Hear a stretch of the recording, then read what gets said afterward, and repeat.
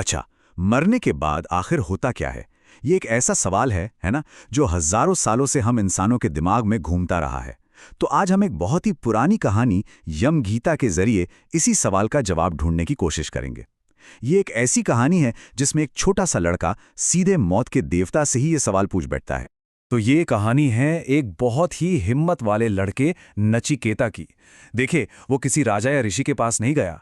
नहीं, वो सीधा पहुंच गया मृत्यु के देवता यमराज के दरवाजे पर। और पता है क्या मांगा?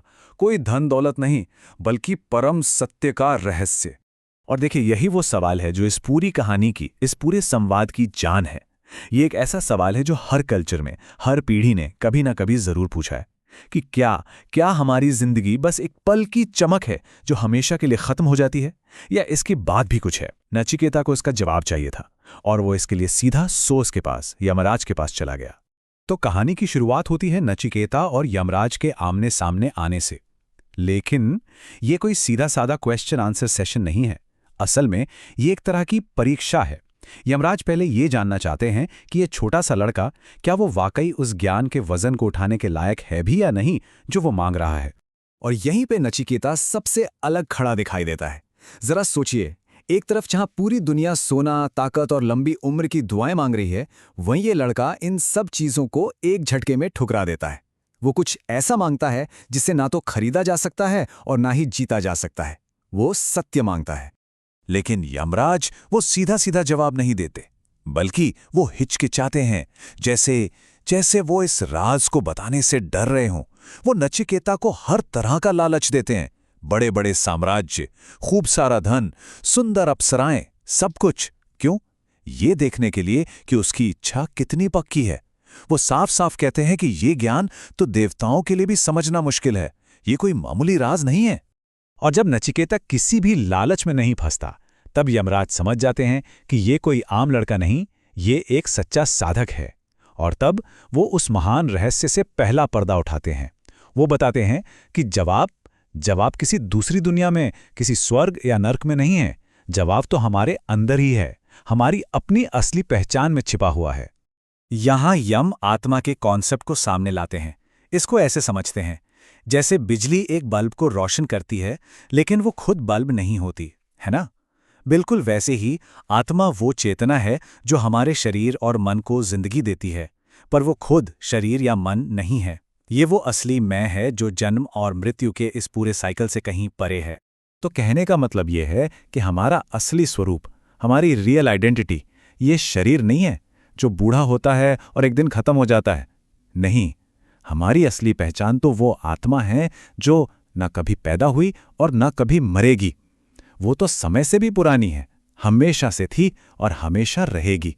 और यहीं पर इसका एक कमाल का पैराडॉक्स, एक विरोधाभास सामने आता है। ये आत्मा एक छोटे से छोटे परमाणु के केंद्र में भी है और सबसे बड़ी आकाशगंगाओं से भी बड़ी है। ये हमारे अंदर भी है और ब्रह्मांड के हर कोने में भी। मतलब ये सब कुछ है, और फिर भी हमारी 5 सेंसेस, हमारी 5 इंद्रियां इसे पकड़ नहीं सकती। अब इस रहस्य को और अच्छे से समझने के लिए यम शरीर और आत्मा के बीच के सबसे बुनियादी फर्क को समझाते हैं। और यही समझना इस पूरी शिक्षा की कुंजी है, इसका कोर है। इस फर्क को हम एक घर की मिसाल से समझ सकते हैं। देखिए, हमारा शरीर एक घर की तरह है। समय के साथ ये पुराना होता है, इसमें टूट फूट होती है और एक दिन ये खत्म हो जाता है। लेकिन आत्मा उस घर के अंदर रहने वाला है, जो हमेशा रहता है, जो कभी नहीं बदलता। घर बदलते रहते हैं, पर अंदर रहने वाला वो वही रहता है। ये एक रेवोल्यूशनरी आइडिया है। इसका मतलब ये हुआ कि जिसे हम मौत कहते हैं, वो असल में अंत है ही नहीं।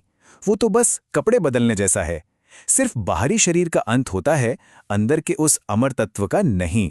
और इसके लिए एक बहुत ही खूबसूरत एनालॉजी दी गई है। जैसे एक एक्टर होता है, वो कई अलग अलग रोल निभाता है, पर खुद तो वही रहता है ना।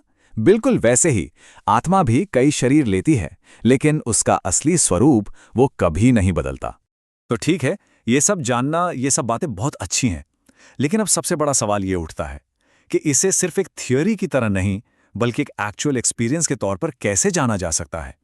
और यहीं पर यम अब नचिकेता को थ्योरी से प्रैक्टिस की ओर ले जाते हैं। यम बताते हैं कि इसका जवाब बाहर की दुनिया में ढूंढने से कभी नहीं मिलेगा।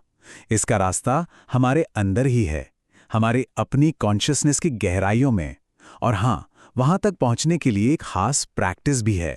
तो यम ओम की ध्वनि का राज बताते हैं।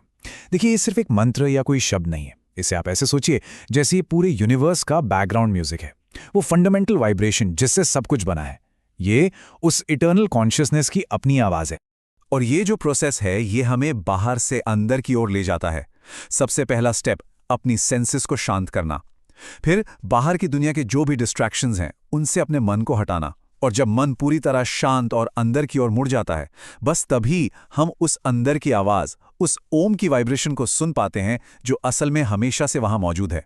इस अंदर की आवाज पर फोकस करना एक एंकर की तरह काम करता है, एक लंगर की तरह।